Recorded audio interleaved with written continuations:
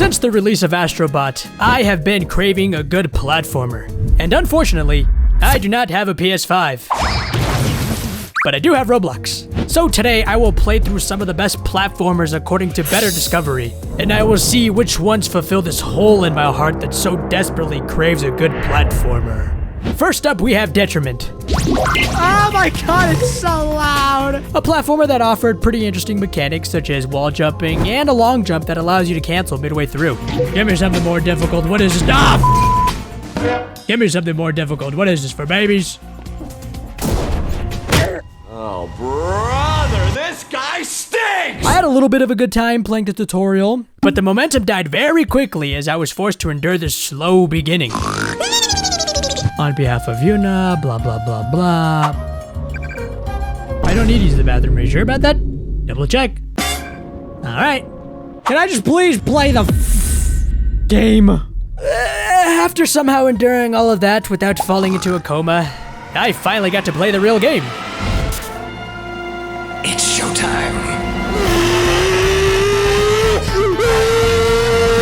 I'd say the whole vibe of this game was quite enjoyable. Yes! Each little stage had its own theme, along with some NPCs that I could care less about. She's so me. But they were still there to add some life to the game. Put your tongue away. Put that away. You little freak.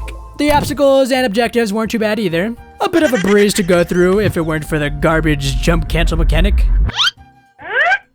What the f- Are you kidding me? I clicked down like a half a second. And later into the game, combat was introduced. Don't worry, I'll handle this. Please let me out, please. It was alright. Cool boss fights though. Uh-oh, he's using his laser ability. Somebody needs to do something. Overall, a very cool game that so clearly reflects the love and care of the developer. However, I was not a fan of the movement. Too freaking easy. Look at me, look at me. I'm like a speeding gazelle. When it comes to a platformer such as this, it becomes difficult to enjoy myself when my character is so stiff. Like, where is the momentum here? Hell yeah! Hey, come on, baby! Come on! Still, I'd say it was a good game, but just not a good feel. 6 out of 10. Next up we have Adventure Forward 2 Restored, a game created by a person of a controversial past. Awesome game, but the creator is a horrible person. I could not find out what he did, so I decided to separate the artist from the art and dived in anyway. Oh! Gurren Lagann reference? This platformer was very much inspired by Mario 64. You go through all these obstacles in hopes to collect these stars that are hidden around the map. Now I'm all for capturing the vibe of another game. The inspiration is awesome. Oh no, tooth wash. What the fuck? But how are you not going to capture the most essential part of that game you got the inspiration from? The movement. You gotta be freaking busting my balls. Look at this. Easy. Baby game. Why does it feel so stiff? How are you going to have a can from a Chef Boyardee commercial have more momentum than you? You can throw all these intricate wipeout obstacles in front of me, but if I can't get through them in a satisfying way, then I'm out. Besides, the creator is allegedly a terrible person, so I'm linking the artist back to the art and dipping. You know what? The creator's a terrible person. The creator's a terrible person. Yeah, I can't play this. I can't play this. He's a terrible person. 3 out of 10. Third on this list was a game called Abyss World. Now let me tell you, this platformer is by far the most aesthetically pleasing thing to look at. Anyway, the premise of this game is to simply go down. Well, why can't I just jump down from here? This game's easy. Oh, this task seems like something you could do in a matter of minutes.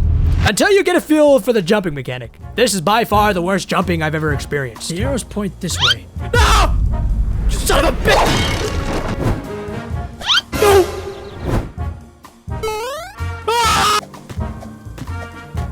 Ah! Stanky leg, hello.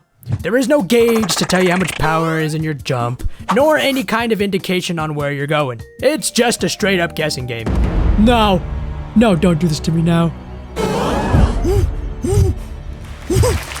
But I can't hate on it. In fact, I actually kind of love it because it's all intentional. They're not bad developers, guys. They're just bad people.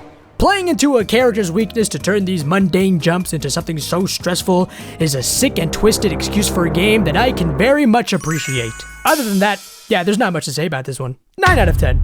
Okay, so 3 games in, and I still haven't found that feeling that I've been looking for. Everything has felt so stiff. But that was until I found Robot 64! Ladies and gentlemen, this is what I was fiending for. I feel like I don't even need to say anything.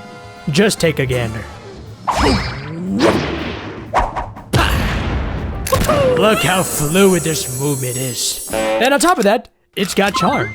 Like, look at my little propeller hat. This platformer has successfully captured all of the things that made Mario 64 so great and just made it 10 times better because in this one, you got a little skateboard.